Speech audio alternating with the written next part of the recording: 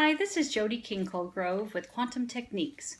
We have developed a proven technique to quickly determine the root cause of your health issue and what you can do about it using an energy medicine. We work with people all over the world on the phone, helping them determine what they are having an issue with and what they can do about it. And a lot of times what we do is we work with pets and children and things like that where they can't necessarily express what's going on, and we can help diagnose and find out what is going on and how we can help them. So today I wanted to talk about allergies that a lot of times dogs and cats and have allergies, and why is this happening? And you'll usually find an allergy by the amount of time, like the dog, itches or licks their feet, and what is that being caused by? Or you also find that their belly is very red, their skin is red.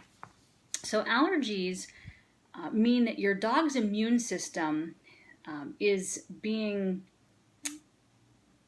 or has decided to mount an attack against it. And the reason being is because it's being attacked, and it kind of says, okay, I know something's coming out that I don't want in the body, but I'm going to attack not only the tissue but also the substance that's in the tissue that is affecting it. So it mounts an attack against that. And so that's what we have when we have an allergy. So what is causing this? Well, inexpensive, highly processed foods that are like dog foods and things like that you find at the store are typically the culprit. And they also have a lot of growth hormones that can also affect the dogs, antibiotics, pesticides, and chemical residues. And so a dog develops skin issues from that. And the reason being is that the skin is the second largest organ in the body after our gut. And so if our gut is compromised, or the pet's gut is compromised, then it shows up in the skin. And that's why it's trying to detox, and it can't detox through the small intestine, large intestine, so it starts detoxing through the skin and getting that out. So there's a couple other articles that I found very helpful, or things that are happening with pet food. And so I'm going to kind of try to cover some of those. So the diets can also be related to other health issues just besides allergies. So they can cause obesity, cardiovascular disease, gastronomical disorders, and cancers. And they're all because of commercial foods. All right. And the reason being is it's usually grain-based, and those grains sometimes contain toxic chemicals, carcinogens, preservatives, artificial sweeteners, and colors. And it's just a low quality byproducts.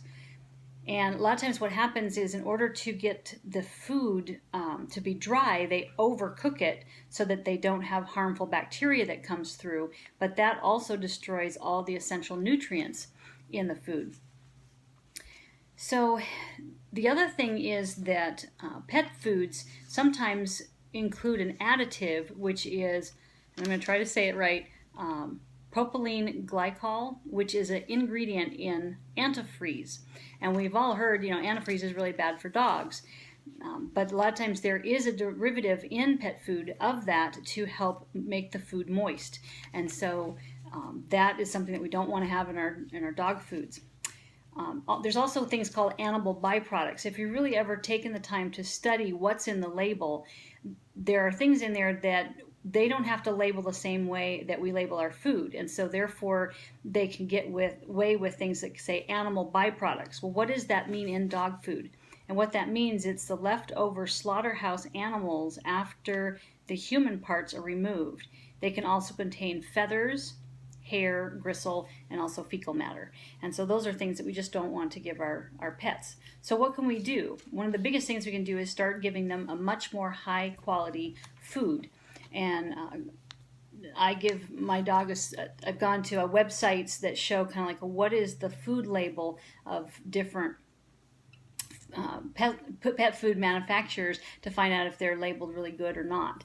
And so that's one thing you can look at. You can also look at organic. I do have to say that unfortunately some of the higher priced foods is that way because they do have more processes that are available in making the food better for the dog.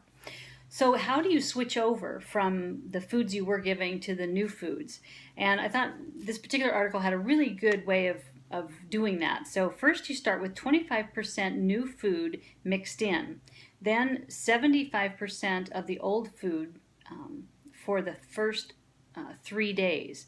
Then you go to 50-50 for the next 3 days, and then you go 75 of the new food and 25 of the old food for 3 days. And so I thought that was a really good transition. You can also watch to see if your dog has any issues or an intestinal switch over.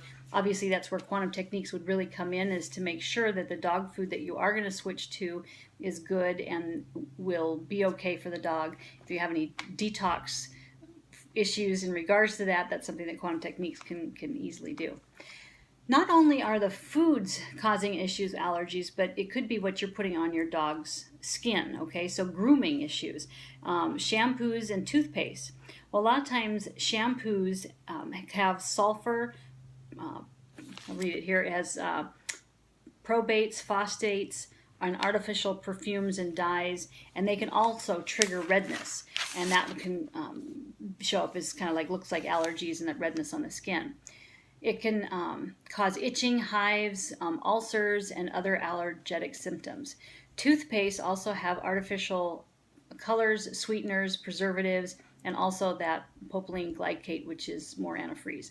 So what is the solution? So instead of saying, well, I'll just give them the toothpaste I use, that's not a good idea. It can contain something called Xylitol. I say it really bad, but it's Xylitol, Xylitol. And that is very toxic for dogs, so it's really important that we don't give that to them. It can also contain fluoride, and we don't want to give those to dogs. So you could do a mixture of basically an organic toothpaste, of baking soda, and coconut oil. Giving a dog a bone once a week will really help with their teeth and help keep that plaque away.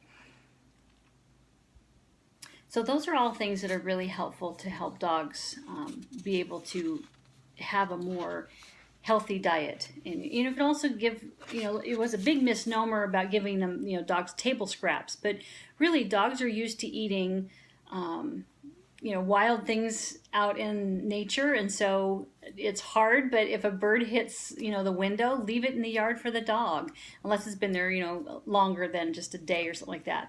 But giving the dog raw meat, fruits and vegetables. My particular dog loves broccoli, and so every time we make broccoli, we give her some. So we can test to find out which foods are okay for your dog, and find out whether that would be okay to feed them. There's also different lists you can get on the internet in regards to which vegetables and fruits are okay for dogs.